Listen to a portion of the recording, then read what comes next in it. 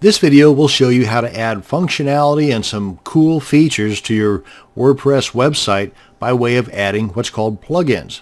If we log into our dashboard area, and you can do that by putting your URL to your website in the browser bar, then typing /wp-admin,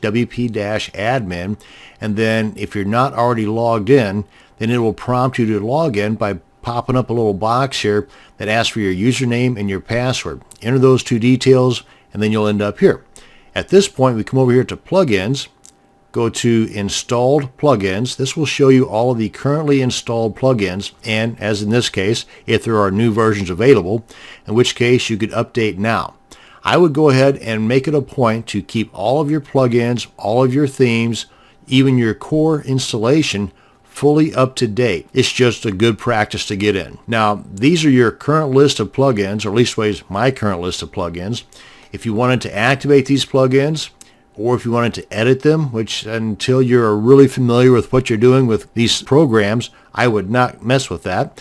Or you can also delete the plugins, because even by editing a plugin, it can in fact damage your entire site. So you want to be wary of that little link right there. Now, if you wanted to add new plugins, which is kind of the gist of this video, you come on up here to add new, or over here under the plugin subpanel, you can click on add new here, and that'll take you to the same place, which is here. And you can see the links to the popular tags here. So this can give you an idea as to what a lot of other people are adding to their WordPress website by way of plugins related to Facebook or Google or images and Twitter and widgets and so on.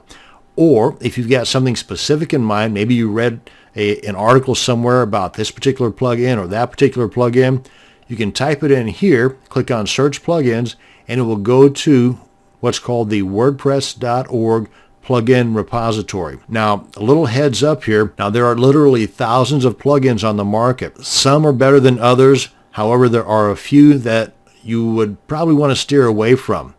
To be on the safe side, when you're first starting out, you really only want to stick with the plugins that can be found inside of the WordPress.org plugin repository.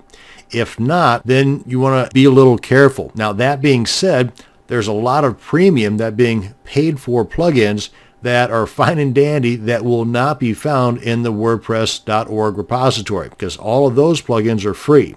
The ones that I'm referring to be wary of are the free plugins that are not found in the WordPress plugin repository, because those plugins might have some bad code installed on them that once installed on your website, that plugin creator might now have a backdoor access to the inside of your website and may not have good intentions. So you want to be wary of getting free plugins outside of WordPress.org. Okay, all that said, I'm off my soapbox now.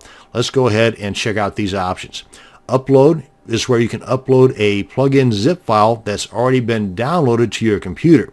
Featured, popular, newest, and favorites. These are all taking you directly to the WordPress.org repository, or plugin directory, as I guess it's also called, but they're doing so from within your website. So you're never leaving the comfort of your website. Let's try featured. And inside of here, you can see some of the featured plugins. And here you can get the ratings. You can get a bit of a description of that particular plugin. But to install one of these plugins, you just simply click on Install Now. And it'll give you a little message here warning you, are you sure you want to do this? Which is cool, because that way it just gives you a chance to back out if you don't want to. Then you just click on OK. And at this point, the plugin is being installed, but it's not active on your site yet. We go back here to Plugin Installer. And if we go to Installed Plugins, because there's a difference between an installed plugin and an activated functioning plugin. Right now, this guy is installed on our WordPress website, but it's not active. To activate it, you just click on Activate right here, and it's good. Or you can select it and then click on Delete. And you'll get this option here to make sure that you do want it deleted. Click on Yes or No, and now you're back to where you were. And that's an explanation of how you can add additional features and functionality to your WordPress website by installing and activating plugins.